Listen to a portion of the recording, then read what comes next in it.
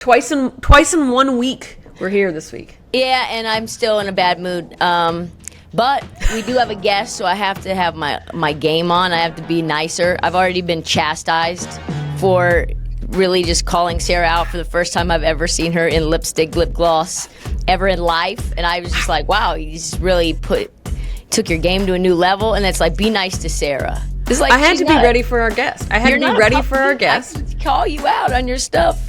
Guest ready. Guest ready. They let me down. They were like, Sarah looks nice, Trista. You leave her alone. You leave me alone. I'm a hot girl. I'm a hot girl. I get anything I want. This is my world. I make big moves in my big heels. Since the day that I was born, I've been a big deal. We have a guest. I'm so excited. Welcome to a mini episode of Let Her Shoot. We are the podcast, pretty much the only podcast that will talk about women's sports like it's not a baby bird egg waiting to break and never survive. Like, we are not going to just empower and uplift and give gold stars. We're going to do the whole thing. Uplift, criticize, make jokes. The Caitlin Clark outfit video has received some ire, which I do not care. No kid gloves, just respect for the athletes. We got respect for the commentators, which is a little tease for the show. All the reasons to stay locked in. Sarah Chavnik still hanging by a thread on her bullshit. Two-time Emmy Award-winning producer. You can see it in the back there, those Emmys. Well, one Emmy, she's waiting on the other one. I think that one's on. Expensive. I think it's expensive. I think it's on layaway. I'm not buying that until the price comes down a little bit because they're like $1,000.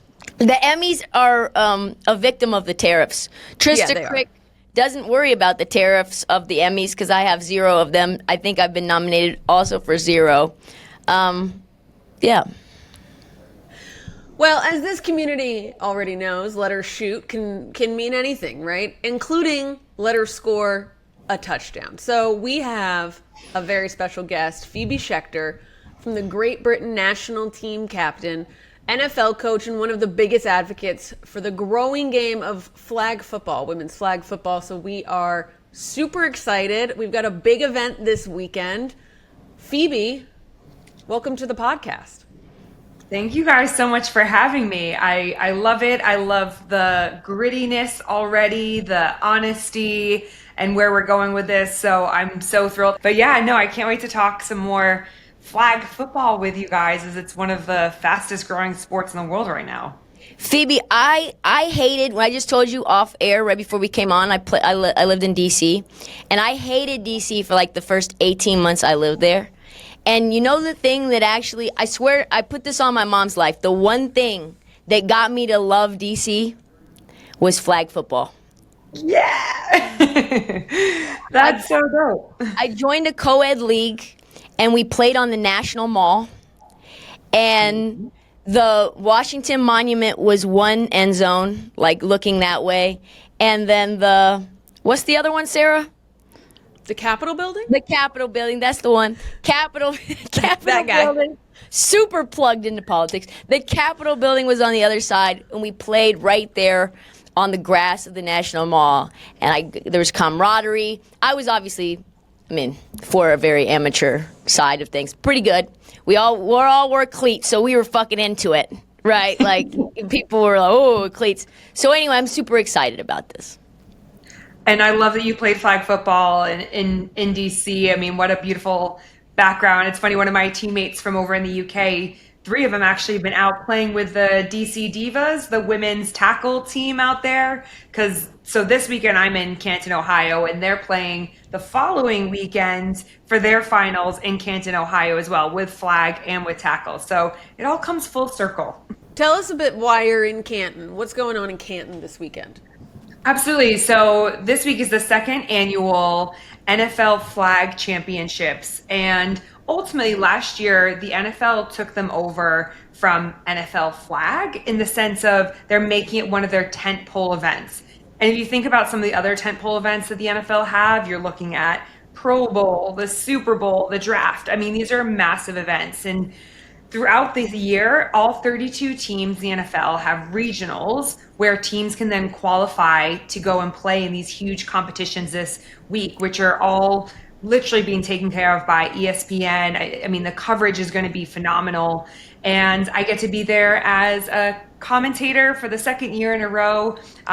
For ESPN, we're covering the 14U boys, and then we've got high school girls age, and lastly, we've got international with 8 different teams from around the globe coming to compete. And how old are the ones in those in the international?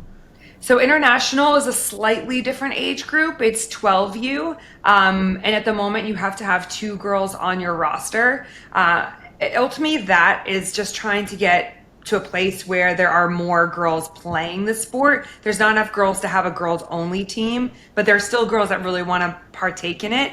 And when you look at NFL flag, it's pretty much mixed, or it's a girls division. So, you've got to find a way to make it work ultimately. You know what I was talking to Sarah about this morning, and I said, as a lady in flag football, I love playing co-ed because I always felt like guys would underestimate the women receivers and they would double cover the men.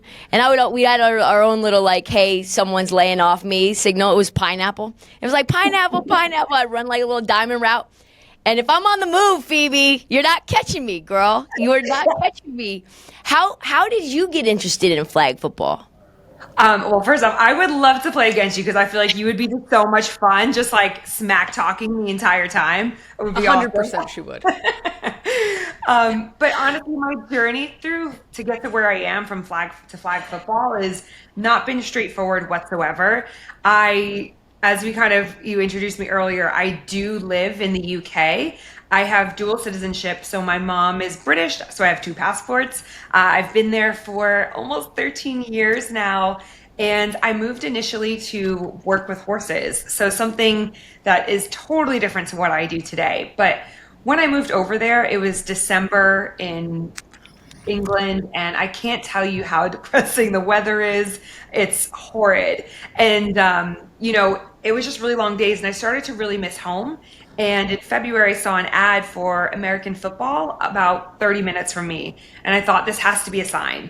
And so I think when you're out of your comfort zone, you're so much more willing to take risks. And I just went for it and tried out for a team, never played contact sport before, never really followed the NFL or American football, but managed to make Great Britain, the national program, played and captained with them for 11 years in tackle, and through tackle I got involved in flag. And flag, I probably transitioned heavier into flag, especially in the past 5 years, but both formats are just fantastic. And I think as a woman, the way that it is empowered me and given me confidence, there is no feeling like this. It's so funny. So we had a question from the viewers yesterday when we recorded, and it was how we got into women's sports. And Sarah's answer started with her time in equestrian. And I was like, okay, Sarah, you're going too far back. We don't give a fuck about it. And so I almost did it. I almost did it to you just to keep the bit going, but you wouldn't have gotten the joke. But anyway, Sarah, were you thinking that when she said that? Yeah, well, I wanted to ask her just because I feel like there's so few of us that come across each other out in the real world that are and I'm sure Phoebe's heard this too, but equestrian's not a sport. And so we get that a lot. And so when I hear someone who's well, my athletic background started in equestrian, and I'm like, yes, thank you. I predominantly worked with children's ponies. I'm only 5'3" and a bit, so I got to work with a children's pony. And see, look, we're on the same wavelength. But I loved it. We do all the competitions, the circuits, and then when I ended up moving to England, half of my kind of pull was doing something totally different. So doing 3-day eventing, your dressage, show jumping, and cross country. I thought if I'm going to leave a really cushy job, it's going to be to challenge myself and do something totally outside the norm. And it was right after London 2012 where he had competed. So I thought, I'm going to leave to be working for someone at the top of their game after just competing in the Olympics. As someone who doesn't know really anything about horses, but I do know about football, as someone who's covered it for a decade, for you, as someone who has been immersed in both sports, what feels more physically fear producing? Is it being on a horse, or is it headed towards someone who's 250 pounds coming right at you? You know what? I don't even know if either actually induce No fear. fear at all? I don't really ever think so. I think working with horses prepared me for so much of my life. So it would be, I mean, whether you're talking about coaching the NFL and dealing with some of these big dudes where you're like, I've worked with 1,000-pound animals. There's nothing you're going to say or do that's going to phase me. Or from being a player myself, I always think of fear as it's really the same feeling as excitement, right? It's those butterflies in your stomach. It's just how we translate that to ourselves. So whenever I feel fearful, I just kind of say, oh, I'm just really excited because I care a lot about it. So I don't really feel the fear side of things, but I do think both have equally been huge in my kind of preparation for one or the other. And like horses, just from a young age, the discipline, the responsibility, all of those really intangible skills that actually then helped me so much in my football career. You never had fear of injury in either realm? Honestly, I've knock on wood. I've been so lucky. My one of my first few times playing flag, somebody broke my nose, but you just get right back into it. You don't. I never really thought about it, I guess. I mean, maybe you'd have a little bit of fear riding sometimes if Yeah. it's a kind of wild one. But other than that, no, I just love What a it. badass. What a badass. I feel like horses probably have to like because when you're young and you get told like you're gonna get hurt doing this, so you probably learn really really quickly like there's really not a lot of things to fear. Exactly. And I honestly, at the base of all that, in regards to sports, gymnastics is by far the best thing I would say any kid can do. Like learning how to fall makes such a difference, whether you're falling off a horse, falling down to the ground. I would say if you can do gymnastics or have your kids do gymnastics, that will benefit them, or jujitsu, things like that. We literally used to in tackle have to teach girls how to fall because people just tend to go stiff and like really tense up, but you have to go completely opposite. So falling off of horses and that whole very cliche, you fall off, you've got to get right back on again. You can kind of carry that mantra through every element of your life going forwards. Oh, that's fascinating. You were also the Bills tight end assistant from 2018 2019. I go on WGR in Buffalo every Tuesday throughout the NFL season. So I would say, even as a Cowboys fan, I root very, very heavily for the Bills. That's my little B squad. What was that like?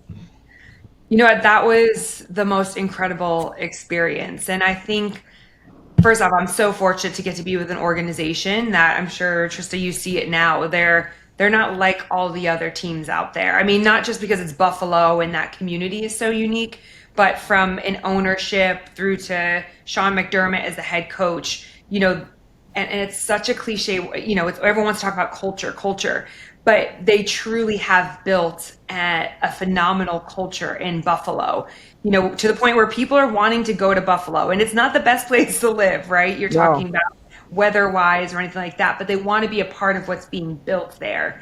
And as a coach, the players just want to know, are you going to get us better or not? They don't care what you look like, what you believe in. You could be purple, green, who cares?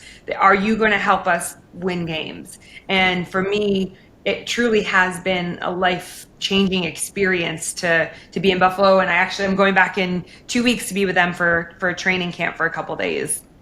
Oh, that's super dope. Sarah's a Commanders fan. We don't, Yeah. I almost wore my Jaden Daniels shirt today, just, I love him. I think he's he's phenomenal. the best. He's the best. I ask people this that played flag, and it's like one of my favorite like random questions to ask. Is it more thrilling for you to catch even like a screen pass to the house Okay. or a pick six? Ooh, I'm definitely defensive. I do both, but I'm defensive minded. But if you can get a pick six, that is so hard because remember the offense knows exactly where they're going. They know the routes they're running. They know where they're trying to find the ball, throw the ball based off the defense. So for you as a defender to be able to read and react and make it so perfect and then outrun everyone else, like that is so much more challenging. And just peak excitement. Yeah, like ah. So why do you think the sport is exploding so quickly now?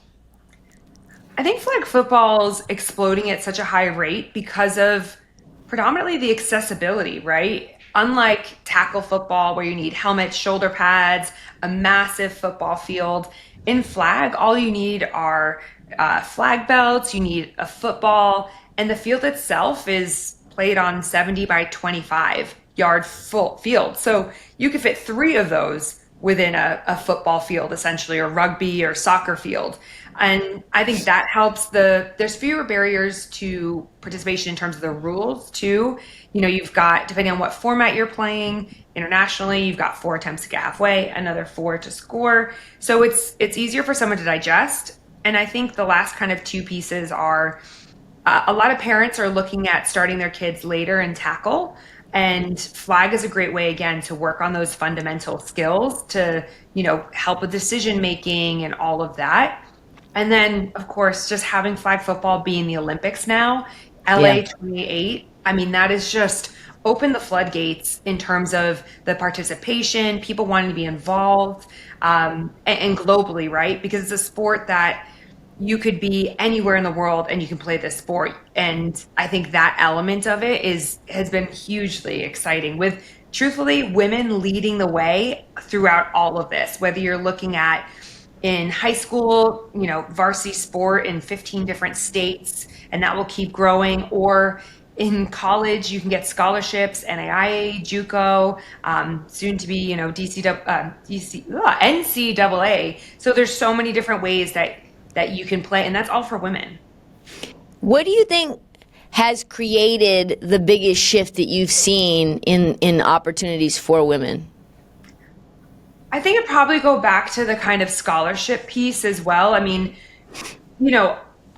just even talking about football for a career for a while now, and you have seen how these men get to they improve because of the intangibles that you learn from football, right? The leadership, the teamwork, the resilience, all these kind of key words that create that perfect football athlete. Well, now females get the opportunity to do that. And not only that, I can make the decision to go and play and get a proper school education and play a sport that I love so much. And one of the stats that I love is around 40% of the young women who participate in flag have actually never even played sport before. So you start to look at that kind of 13 to 15-year-old age group, and those are girls that you would a lot of times lose to, whatever that may be. But now they're actually choosing to play sport, and the mental health, the physical well-being. I mean, there's just so many like emotional, social elements too. Because even if I look at it from, hey, maybe I'm not the biggest flag football fan, but I love the social that I get from this group of women, you can absolutely get that too. I was just going to say, you mentioned the excitement for the Olympics, which I took a note for because I wanted to ask about the opportunities for women first before this. But Caitlin Clark, I don't know if you saw this. I think the excitement around the Olympics, we're starting to see almost other athletes from other sports chime in about whether they would like to play or whether they think they would be good at it. And that has its own sort of like buzz and controversy, whether they're taking spots from people who actually do this 12 months a year. But like, what are some of the athletes that you think would be really great at flag? And like, what positions do you think you'd put them in?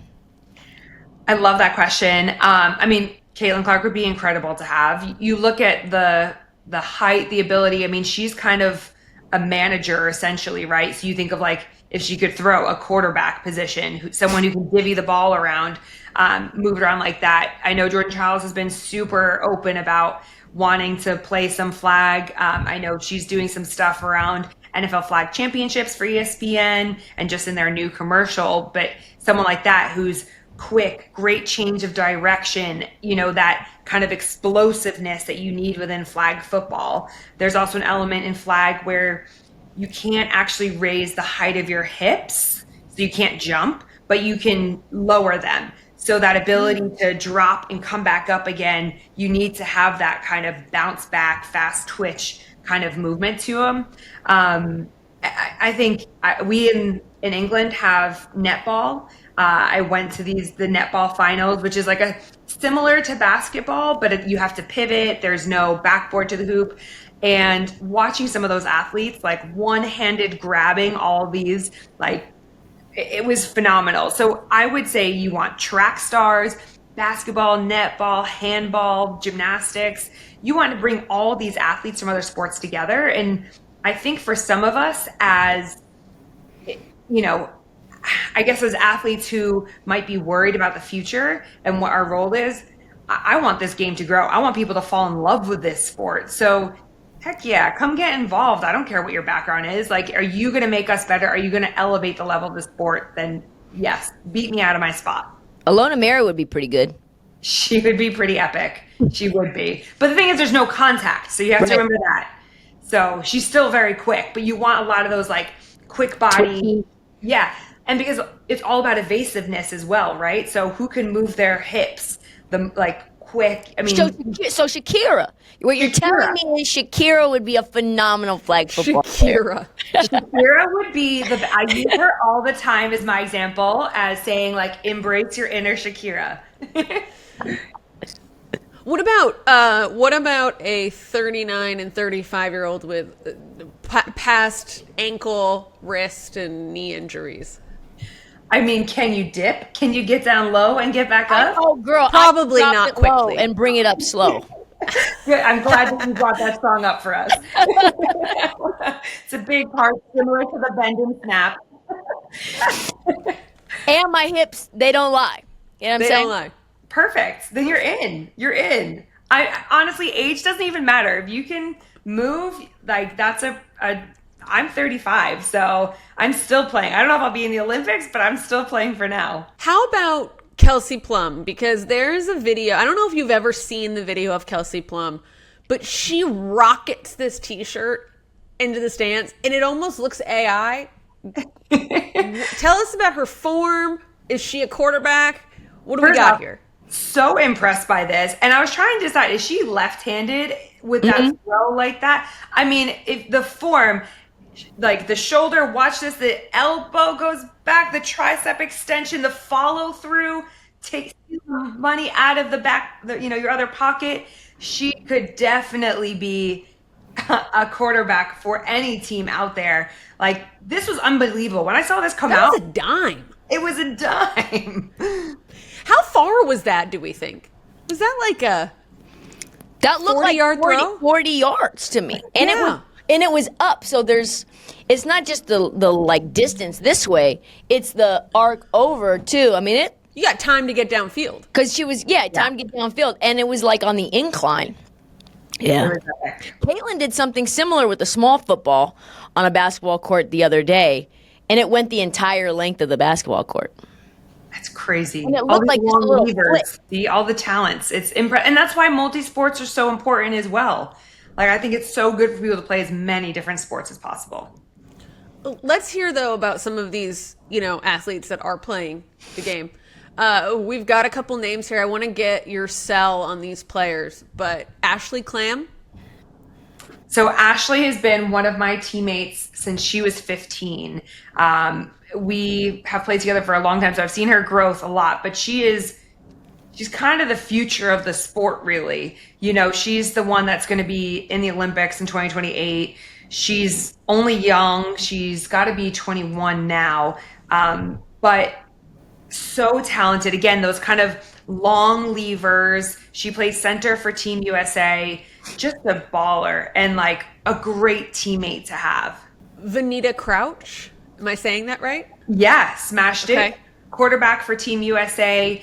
Again, talking about age, she's in her 40s. But if you watch her, she can throw the ball like no one else. I mean, she stands about 10, 11 yards back from the line of scrimmage, and she will get further back. She can throw every length of the field. I mean, she's phenomenal and just a pro, absolute pro.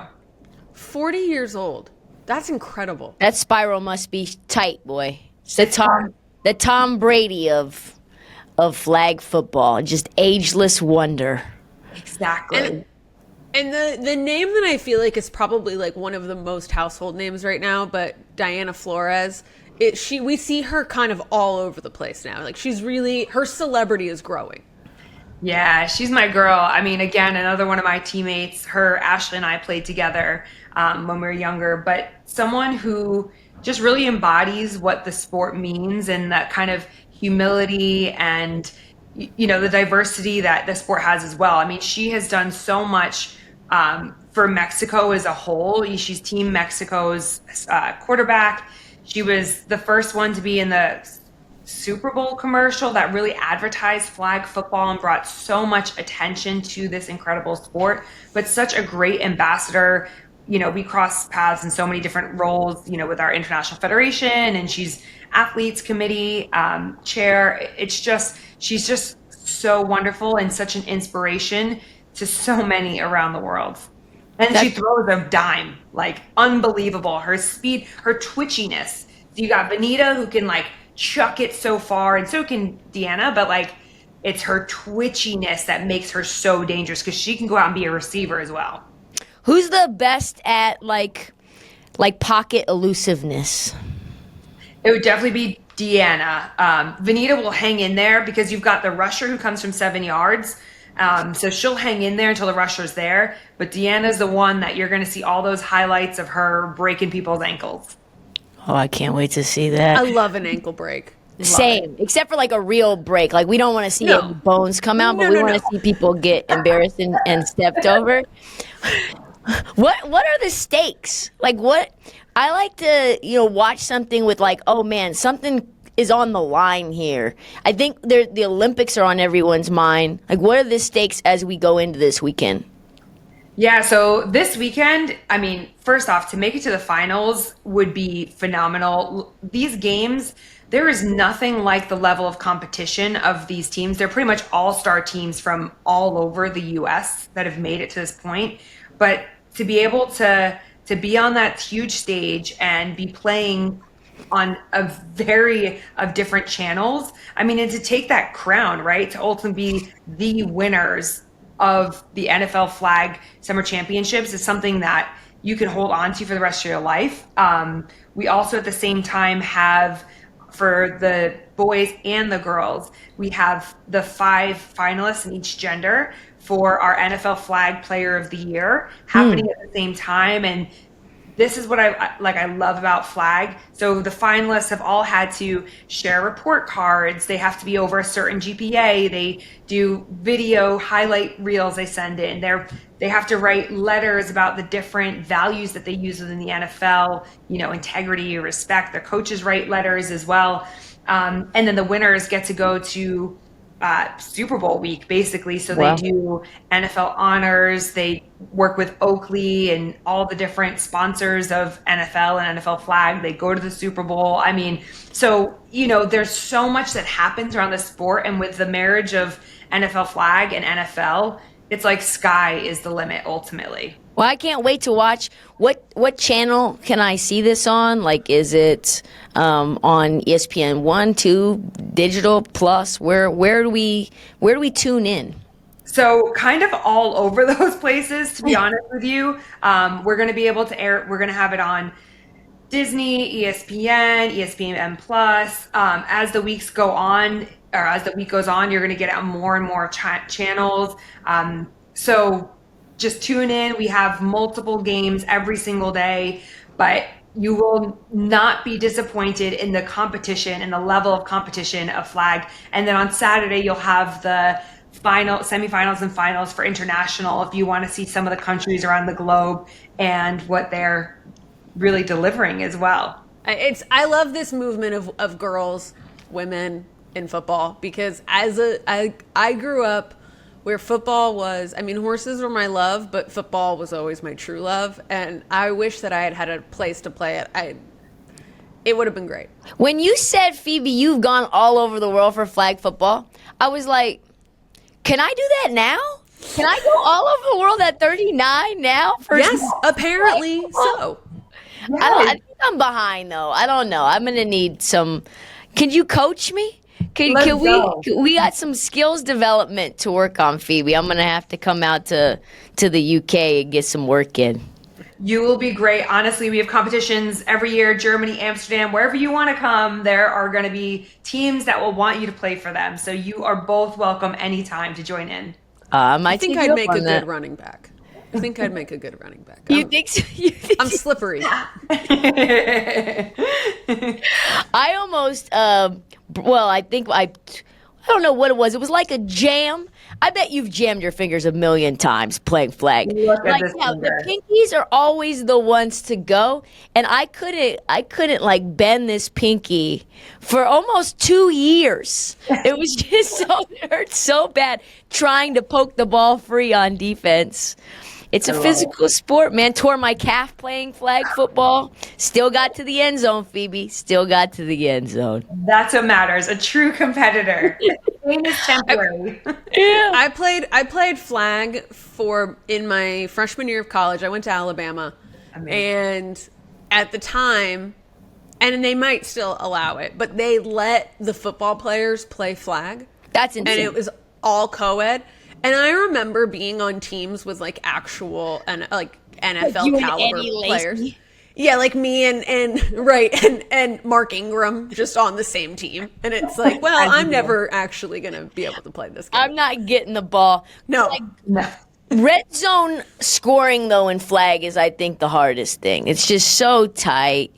You can't be shifty enough. I need to get some Phoebe tape. Is there a place that I can see some footage of you to see what you're working with?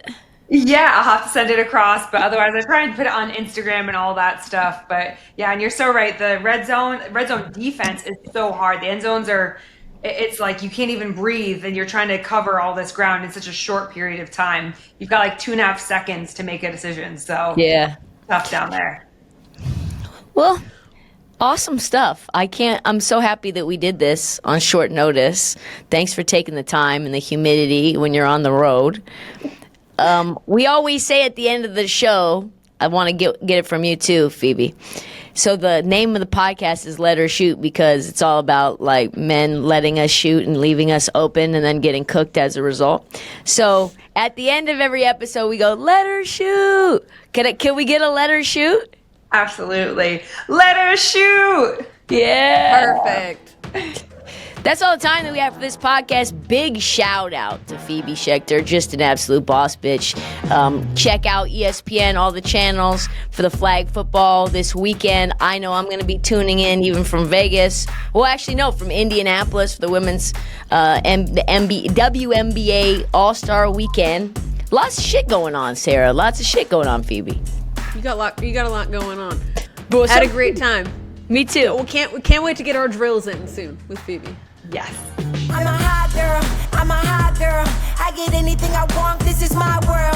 I make big moves in my big heels. Since the day that I was born, I've been a big deal.